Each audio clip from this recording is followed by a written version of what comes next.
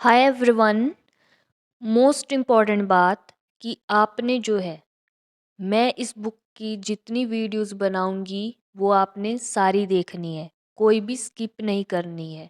आप चाहे जो मर्जी चैप्टर कर रहे हो, जो मैंने फर्स्ट और फोर्थ चैप्टर का बताना है वो आपने करना ही करना है, वो आपने स्किप नहीं करना है, क्योंकि वहाँ से भी कंपलसरी सेक्शन में क्वेश्चन आते हैं और आपको उसकी समझ होनी चाहिए। जितना मैं इस बुक का करवाऊँगी, जितनी वीडियोस होंगी, वो आपने सारी देखनी है और आपके दिमाग में वो सब छपा हुआ होना चाहिए। तो अब हम पिछला बैलेंस बॉन्ड थ्योरी का एक बार देख लेते हैं। तो इसमें मेन लॉजिक क्या है कि जो स्ट्रॉन्ग फील्ड लीगेंट है, मतलब समझो कि बड़ा भाई ताकतवर है लीगेंट, तो क्या कर सकता है? ये जो दो हैं, ये हैं मोटे लक्कड़। अब जो स्ट्रॉन्ग है वो ताकतवर है, तो वो इन लकड़ों को इकट्ठे रख सकता है उठा के। तो उसने उठा के रख दिए। अब क्या है, ये एक प्लस था एक माइनस था, तो आपस में कट गए, जीरो हो गया। जीरो मतलब क्या? कम। लो स्पिन, लो स्पिन कहाँ होती है? इनर ऑर्बिटल कॉम्प्लेक्स पे। और ये जो दो लक्कड़ थे इकट्ठे हैं, पेयर, तो पेयरिंग है। पेयरिंग होती है तो क्या होती है? वो डायमैग्नेटिक होता है। अब वीक फील्ड लीगेंट है, कमजोर है। अब कमजोर एक ही लक्कड़ उठा पाएगा, या तो प्लस वाला या तो माइनस वाला। तो एक उठा के ले आया, एक, तो क्या है? हाई स्पिन है, मतलब कुछ वैल्यू है, स्पिन हाई हुई। अब हाई स्पिन कहाँ होती है? आउटर ऑर्बिटल में हुई, मतलब बाहर ज़्यादा स्पिन होगी, कोई मतलब रोक टोक नहीं है। और इनर में क्या है? अंदर है, तो स्पिन क्या हुई? कम हुई। तो यहाँ पे आउटर है, तो ये एक लक्कड़ उठा पाया, अनपेयर्ड है, कोई पेयरिंग नहीं है, कोई जोड़ा ही नहीं है इसका, कोई साथी ही नहीं है, तो अनपेयर्ड हुआ। अनपेयर्ड हुआ तो क्या बोलते हैं? अनपेयर्ड को पैरामैग्नेटिक बोलते हैं। जो पैरामैग्नेटिक निकलेगा उसकी हमने म्यू की वैल्यू भी निकालनी।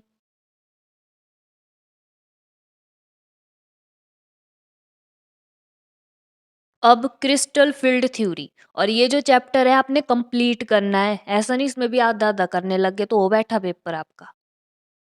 कंप्लीट चैप्टर करना है ये वाला। तो ये डी ऑर्बिटल्स हैं। तो d x y d y z और डी जेड एक्स ऑर्बिटल हैं, उनकी क्या है? फोर लोब्स, और वो लाई कर रहे हैं बिटवीन द एक्सिस। इसका मतलब है कि जो प्रोबेबिलिटी है finding electron is maximum in this region between the axis, where d x square minus y square d z square वो क्या कर रहे हैं? Lie along the axis. तो one circular ring lie in the x y plane, और जो electron repulsion होगी d x square minus y square और d z square are greater, जबकि जो बिटवीन द एक्सिस है वो क्या है? Far from each other. तो क्या होगी इलेक्ट्रॉन रिपल्शन? उनकी लेस होगी। तो क्या होगी? इलेक्ट्रॉन रिपल्शन लेस है तो उनकी लेस एनर्जी होगी। तो जो d x y d y z d z x हैं, वो क्या कर रहे हैं? लाइक कर रहे हैं between the axis. It means probability of finding electron is maximum in this region. और जो इलेक्ट्रॉन रिपल्शन है इनमें ज़्यादा होगी, क्योंकि they lie along the axis, मतलब एक दूसरे के आमने सामने है, स्ट्रेट टुवार्ड्स। तो क्या होगी? इलेक्ट्रॉन रिपल्शन वो फील करेंगे, ज़्यादा होगी। और ये जो है ये फार फ्रॉम ईच अदर है, एक दूसरे से दूर है। इलेक्ट्रॉन रिपल्शन क्या हुई? कम हुई। इलेक्ट्रॉन रिपल्शन कम हुई तो लेस एनर्जी हुई। ये है हमारे पास 5D ऑर्बिटल, और ये इनकी क्या है? इक्वल एनर्जी है यहाँ पे, और इनको बोलते हैं हम डीजेनरेट ऑर्बिटल। ठीक है, यहाँ पे इनकी थोड़ी सी एनर्जी क्या हुई? लीगेंट की वजह से थोड़ी सी चेंज हो गई। फिर यहाँ पे ऊपर वो रहे जिनकी एनर्जी ज़्यादा थी, और जिनकी एनर्जी कम थी, जिनकी इलेक्ट्रॉन रिपल्शन कम है, वो नीचे रह गए। Postulates of crystal field theory. It is given by H. Vethy and B. Black. According to them, number one, कि जो transition metal ion है is surrounded by number of ligands in which lone pairs of electrons. Number 2 कि all the ligands are considered as point charge. Number 3 कि जो ligand है वो either neutral हो सकता है, नेगेटिव चार्ज हो सकता है। अगर लिगेंड नेगेटिवली चार्ज्ड है तो जो बॉन्ड होगा between metal ion and ligand is purely ionic. क्यों? Due to transfer of electrons. अगर लिगेंड न्यूट्रल है तो जो नेगेटिव एंड होगा डाइपोल का is originated towards metal ion और resulting electrostatic force of attraction between the metal ions and ligands. Number 4 की जो लिगेंड्स हैं surrounding the metal ions produced electric field that affects the energy of the orbitals of the metal ion particularly towards D orbital. Number 5 कि metal ion और D orbital of free isolated gaseous metal possesses same energy. तो ये जो 5 orbital हैं D के जिनकी same energy है उनको हम बोलते हैं डीजेनरेट।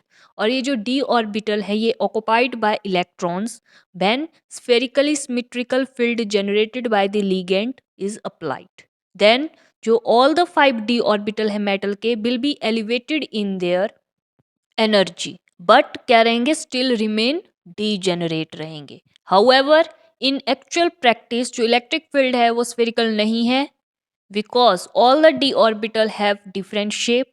तो क्या होंगे? ये जो ऑर्बिटल होंगे ये एक्सपीरियंस करेंगे different attraction from the ligands. Those orbital lies in the direction of the ligand वो फेस करेंगे ज़्यादा रिपल्शन और उनकी एनर्जी होगी ग्रेटर। और जो ऑर्बिटल फार लाई करेंगे from the approach of ligands will face lesser repulsion and their energy will get low. उनकी एनर्जी क्या होगी? कम होगी। तो क्या बोला हमने इसमें कि डी ऑर्बिटल थे 5, उनकी सेम थी एनर्जी, इनको बोलते हैं हम डीजेनरेट। और ये जो डीजेनरेट ऑर्बिटल थे इन्होंने एक्सपीरियंस की स्फेरिकली सिमेट्रिकल फील्ड जो जनरेट हुई बाय द लीगेंड। लीगेंड था एक कोई भी डेंजरस चीज या डायनासोर या कुछ भी बैल समझो आप। ये हमारे पास हैं 3 लड़के और ये हैं 2 लड़कियां। ठीक है, अभी क्या है इनकी सेम एनर्जी है, सेम जगह है ये। जब इन्होंने लीगेंड को देखा तो क्या हुआ? थोड़े उन उसकी जो है मतलब थोड़ी इनकी एनर्जी क्या होगी? बढ़ गई, थोड़े डर गए, एनर्जी बढ़ गई, थोड़े से यहाँ पे पहुंच गए पर सेम एनर्जी है, इकट्ठे खड़े हैं। लेकिन अब क्या है ये 3 लड़के 2 लड़कियां। अब जो लड़कियां थी वो क्या थी? डायरेक्शन ऑफ द लीगेंट थी, लीगेंट की तरफ की डायरेक्शन को थी। तो वो ज़्यादा डर गई, उनकी एनर्जी बढ़ गई, वो इधर भागी तो यहाँ पे हो गई। लड़के थे वो दूर थे, far lies from the approach of ligand. तो वो क्या हुए? वो थोड़े कम डरे, उनकी एनर्जी क्या है? कम, तो वो इधर रह गए। लड़कियां यहाँ पे, लड़के इधर। तो इस तरह से ये कि ये जो 5 ऑर्बिटल हैं सेम एनर्जी है, इनको बोलते हैं हम डीजेनरेट। फिर जब spherically symmetrical field generated by the ligand is applied तो ये यहाँ पे एलिवेटेड हो गए इन देयर एनर्जी पर क्या रहे? स्टिल डीजेनरेट रह गए। फिर those orbital lies in the direction of the ligand वो फेस करेंगे ज़्यादा रिपल्शन, एनर्जी ग्रेटर होगी, यहाँ पे होंगे। और ये होंगे जो फार लाइज करेंगे वो क्या होंगे? फेस लेसल रिपल्शन और इनकी एनर्जी भी लो होगी। और इनकी एनर्जी लो ही होती है क्योंकि ये क्या होते हैं? ये जो होते हैं ये होते हैं बिटवीन द एक्सिस। और ये जो होते हैं ये होते हैं लाई अलोंग द एक्सिस। इनकी पहले से ही ग्रेटर रिपल्शन है और इनकी क्या होती है? कम होती है। ऐसे भी है। तो इस splitting of 5d orbital of metal ion in two sets of orbital having different energy in the presence of ligand इसको बोलते हैं हम crystal field splitting। splitting of 5d orbital of the metal ion into two sets of orbital having different energies in the presence of ligands। और ये है dd transition. dd transition हमने first chapter में करी। dd ट्रांजिशन की वजह से colour होता है, colour of transition metal complexes. और उसकी मैग्नेटिक प्रॉपर्टीज भी की थी हमने, जिसमें क्या होता है जो डी ऑर्बिटल होता है वो मोर एक्सपोज्ड होता है, मतलब बाहर होता है, तो लिगेंड उसको अटैक कर सकता है, उसको मार सकता है। उसको मार ही दिया तो इसीलिए वो क्या हो गई, क्वेंच्ड हो गया, उसका जो ऑर्बिटल मोशन है वो ख़त्म हो गया, बर्बाद हो गया वो। वैसे ही हमने एक्टिनाइड में मैग्नेटिक प्रॉपर्टीज़ में किया था कि जो 5f ऑर्बिटल है वो more expose to crystal field, तो क्या है, वो भी क्वेंच्ड है। और जो लेंथेनाइड है वो क्वेंच्ड नहीं है, क्योंकि जो 4f ऑर्बिटल होता है वो इनसाइड होता है और लिगेंड उसका कुछ नहीं बिगाड़ सकता, उसको कुछ नहीं कर सकता, वो नहीं बर्बाद हो सकता, मतलब उसका ऑर्बिटल मोशन नहीं बर्बाद हो सकता। सिक्स्थ पॉइंट है कि क्रिस्टल फील्ड स्प्लिटिंग जो है वो डिपेंड करती है नंबर ऑफ लीगेंट में और उसकी arrangement around the central metal ion. Seventh point है कि जो प्रॉपर्टीज हैं लाइक मैग्नेटिक एंड कलर्ड, उनको हम एक्सप्लेन करते हैं very easily by the crystal field theory. और आपने देखा भी है मैग्नेटिक और colour properties of transition metal